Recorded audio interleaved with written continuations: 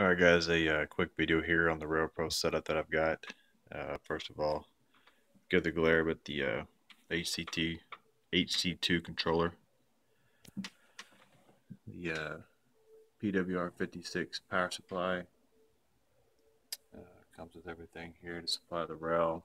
I just got a short piece of Atlas Flex here for the demo. The first unit I converted was this Proto 1000 RDC. It was a DC only locomotive. Probably spent about an hour converting this. That's a conversion that would have been required DCC or RailPro or any other system. Motor controls up, front and rear lights are up. The speakers on its way. I'll get those and I'll work on the interior lights another day. The second unit's a Proto 2000 E7B. This was a QSI factory equipped sound locomotive. I removed the QSI components and installed the RailPro. I don't think I took a lot of pictures of that, but when I get the bodies off, I just threw some KDs on here for the quick test. When I get the bodies off for the sergeants, I'll show the insides of it.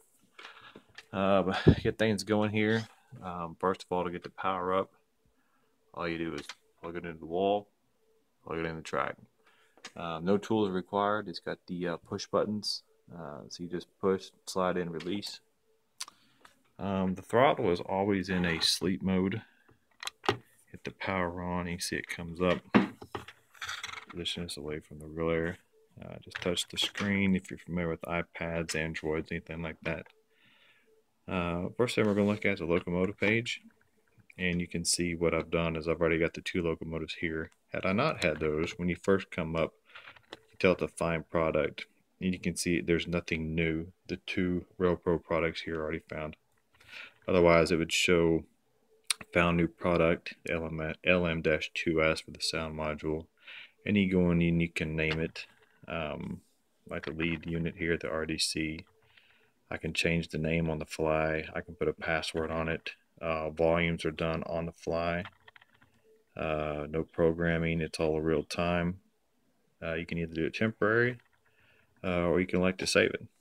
So, but for consisting here, and that's a big thing here, but we'll go back to all we do is push the link button. Okay, and the first unit we want, select locomotive number 1, we want the RDC.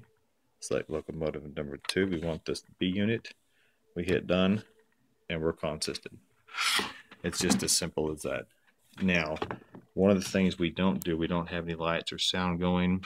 Again, there's no speaker in this one currently, although it is sound equipped. We do have a speaker in here.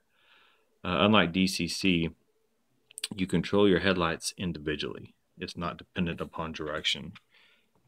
So if we were running this direction, we would select the forward headlight. If we reversed, we would have to turn this off and select this. So this fixes the lighting issues on consist, front units, middle units, rear units, and even when you reverse them. But just to do that, 9004, you can see we got front light. We can dim it, Mars, ditch lights, backup lights. We're just going to turn the front light on. And you can see, and I'll toggle that on or off outside the camera. And while that's still on, I could even come back here and turn the rear one on as well. So I select which headlight we want. So I've got the front headlight up. I'm going to come back over here to the exit. Locomotives. I'm going to select the B unit and I'm going to turn the engine sound on.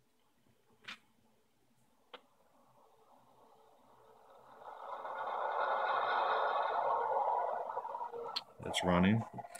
Now, anytime you want to know what you've got set up, you hit the MU button and it shows you your lead locomotive, which is our RDC 9004. The camera will pick that up. And the trailing units. It'll also show you which direction the trailing units were going. Now, right now, I have this B unit facing forward, so it goes forward. But if I wanted to swap ends on it, I would go over here and just push the button, swap it in reverse, and then off we go. You can see all changes. Everything that we need to do is done in real time. So put these two together, just slide them together. And what you will see, so we're done here. Direction is forward, As we advance the throttle, you see it's in percentages. Here's notch up, and you see it's moving tandem. RailPro does advise at light power, and you will see the couplers clacking back and forth as the basically they're overpowered as they try to find a happy medium. The more cars you pull with more locomotives, the extra smoother it runs. Reverse it. Just hit the reverse button. Now you can see when I reversed it, the front headlight still stays on. So I would have to turn that off if we were going the other way. Advance the throttle. You can see nice, smooth. You can see the couplers clack a little bit. We saw the real locomotives do that on the UP and the light power moves.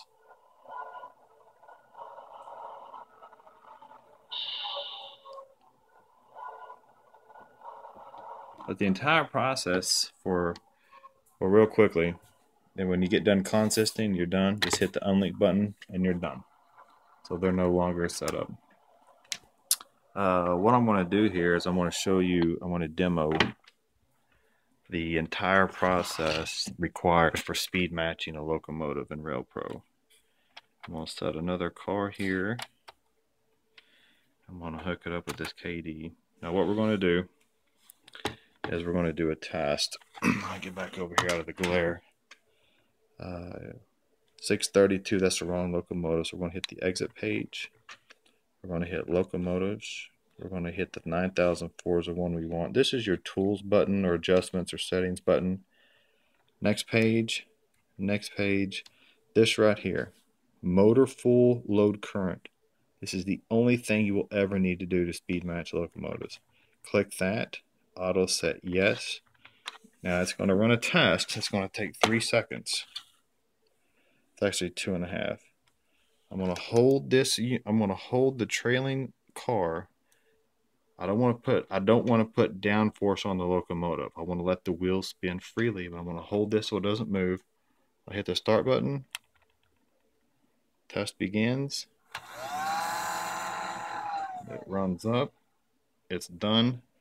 It gives you a milliamp draw for that motor, and it's done. And what I can do is I'll exit the page. Now everything is temporary unless you save it. So I'm going to hit save. Wait, it's done. So now this locomotive will match up at any point with any other RailPro equipped locomotive, regardless of manufacturer, regardless of engine, or even gearing. That was a big problem with the earlier proto U25 or U28 that had a really weird like 14-to-1 gearing or 28-to-1. It was different, but that's it. Here is your demonstrators. I know it's a bit of an odd couple, but this is the only power I currently have, as everything else is in paint. But that's it.